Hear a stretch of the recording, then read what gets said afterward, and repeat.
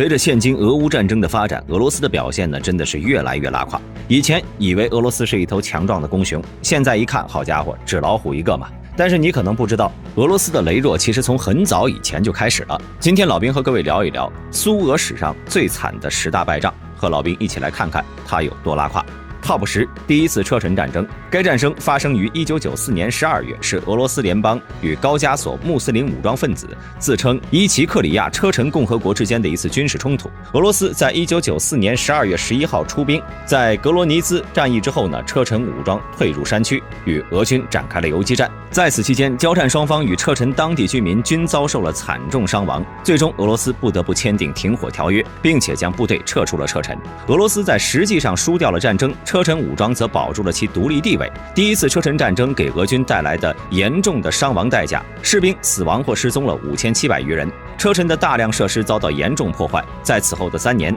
尽管车臣仍为俄罗斯共同体其中的一员，但事实上却享有事实独立。俄罗斯真的是赔了夫人又折兵。Top 9，苏联阿富汗战争。这是在1979年12月到1989年初，苏联入侵阿富汗导致的长达10年的战争。该战争被认为是苏联对外政策的重大失败。当时苏联派兵入侵阿富汗，使阿富汗原来各派力量的流血军事政变演变成了阿富汗游击队与驻阿苏军之间的旷日持久的民族战争。而在整个阿富汗战争期间，苏联共耗资了200多亿美元，战争造成了阿富汗有130多万人丧生，500多万人流亡国外，沦为难民。苏联先后有150多万官兵在阿富汗作战，累计伤亡5万余人，大幅削弱了苏联当时的国力，从而被迫改变其全球战略，对国际战略格局影响深远。而且由于进行的是非正义战争，所以受到了国际社会和苏联人民的强烈反对。Top 8，奉天之战。这场战争呢，是1905年的日俄战争。1905年1月2号，日军攻占旅顺口后，随即着手实施奉天会战，企图将俄军赶出中国东北，尽快结束战争。日俄双方军队在中国奉天附近进行了大规模的决战。这次战役中，日军在沙河一线处集结了5个集团军，一共25万人，火炮992门；而俄军呢，则是集结了3个集团军，30万人，火炮1494门，在奉天以南150公里正面上组织阵地防御。最终结果是以俄罗斯惨败收场。整场战役，俄军伤亡了大约6.7万人，其中还有2.2万人被俘。在这之后呢，俄罗斯在辽东和朝鲜的利益都被日本收入囊中。Top 7，坦能堡战役。这次战役发生在1914年，又被称为坦内贝格战役，是第一次世界大战东部战线的一次战役。在1914年8月17号，俄罗斯帝国第1和第2集团军入侵东普鲁士，向首府科尼斯堡进发，俄军成功地进入了德国，直到德国第8集团军在8月20号反击。德军设计了一个陷阱，让由南向上的俄国第2集团军提前进入德国，但是德军从该集团军2翼实施前行攻势，并且将其主力围歼。俄第2集团军司令萨姆索诺夫兵败自杀。在9月2号，俄军放弃了整个任务。俄军从坦能堡会战后再也没有向德国领土进攻。整场战役，俄军一共伤亡了14万人，可以说是俄军史上最惨的败仗之一了。Top 6，苏波战争。该战争发生在第1次世界大战结束后，在1919年2月到1921年3月，属于是俄罗斯苏维埃联邦社会主义共和国与波兰第2共和国2个新政权之间的一场战争。战争呢，是由2国对扩张领土和扩大影响力的企图所引起的。刚刚恢复独立的波兰，为了寻求保住那些在被瓜分时失去的领土，便与俄罗斯打了这场硬仗。这次战争中，苏俄派出了80多万军队长驱直入，甚至一度到了波兰首都华沙城下，结果却是以苏军损失15万人、6.5万人被俘的惨败而落幕。战后，俄罗斯又是赔钱又是割让土地，其中割让的土地面积相当于战后波兰总面积的1/3，可以说是伤筋动骨了。Top 5，马祖里湖战役。这场战役发生在第1次世界大战初期，在1914年8月17号到9月15号，当时的俄军西北方面军在东普鲁士对德军第8集团军实施了一次进攻。由于应英法指挥部的要求，俄军呢没有完成动员和集结就开始了进攻，集结了14.5个步兵师、1个骑兵师以及近1000门的火炮。但是这场战役呢，也是以俄军的失败而告终，一共伤亡了近25万的士兵和大量的武器装备，其中俄第10集团军更是几乎被全歼。之后，德军就将俄军军赶出了东普鲁士，而德军士兵仅伤亡了2.5万人，战损比达到了夸张的1:10。从此之后呢，俄罗斯在之后的战役就再也没有打回来过。Top 4，冬季战争。该战争属于是一场苏联与芬兰在第2次世界大战期间爆发的战争。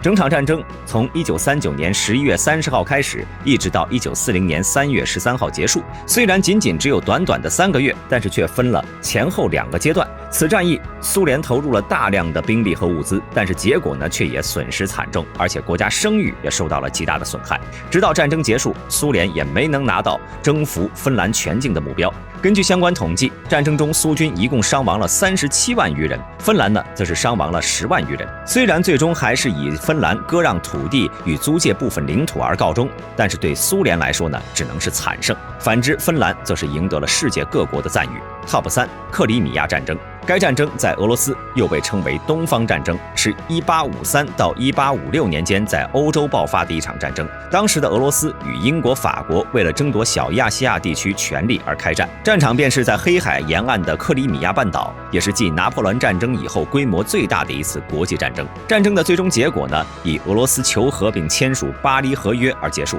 当时的奥斯曼帝国、大英帝国、法兰西帝国以及萨丁王国都先后向俄罗斯帝国宣战，最终使俄罗斯军队伤亡了52.2万余人。整个战争期间，俄罗斯一共消耗了大约8亿卢布，而之后呢，还引发了国内的革命战争，可以说是俄罗斯历史上最惨的一战。Top 2，基辅战役。该战役在第2次世界大战期间，在1941年7月7号发生于乌克兰的一场大型包围战，它被认为是历史上最大规模的包围战，在苏联历史上，它被称为基辅防御战役。1941年8月23号到1941年9月26号，当时的战役空前惨烈，几乎整个苏联红军的西南方面军都被德军包围。9月2号，基辅城被德第6集团军攻占，同时德第46装甲军赶到，并作为生力军投入战斗。与此同时，苏军呢也不断投入生力军，试图协助被困的苏军突围，但均被德军击退。到9月26号，基辅会战结束，苏军以第5、第21、第37、第26集团军大部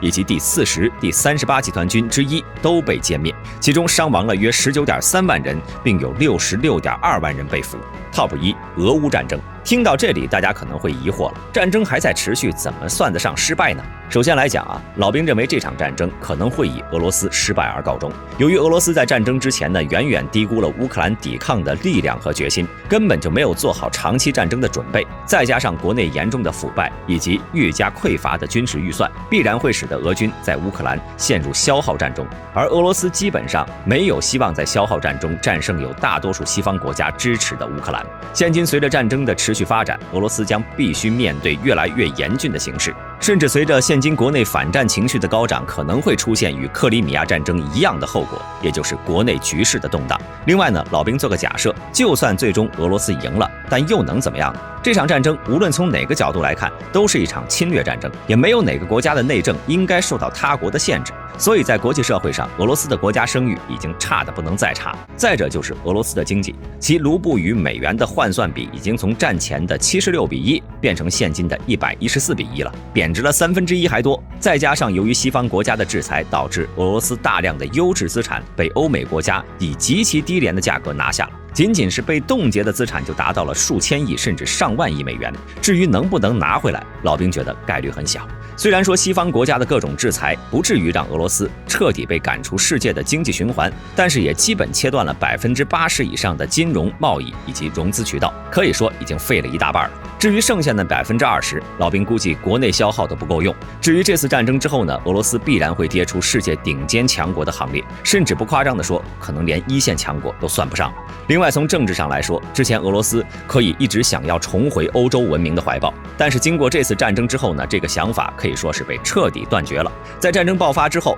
美国以及北约各个国家展现出了超强的政治凝聚力，有效地改善了北约内部矛盾不断的局面，使美国再次树立起了北约老大哥的形象。再加上俄罗斯一旦落败，其边境呢必然会发生剧烈的动荡。因为在俄乌战争期间，哈萨克斯坦便宣布建立新哈萨克斯坦战略，亚美尼亚也提出与土耳其发展良好关系的意愿，甚至是高加索国家摩尔多瓦也再次提出了解决德涅斯特河左岸问题的可能性。这些问题的出现呢，将会极大的加剧俄罗斯的压力。另外，老铁们可不要忘了，日本在北方四岛的主导权呢，一直都没有放弃。所以，一旦俄罗斯陷入劣势，那么日本一定会在这个问题上与俄罗斯展开交锋。另外，无论俄罗斯这次是否胜利，而随着现今乌克兰入选北约候选国，到时候俄罗斯的腹地将会大门敞开，直接陷入东线与西线两面受敌的境地。而且北约还能以乌克兰为跳板，继续向内发展更多的小伙伴，例如现今的芬兰和瑞典，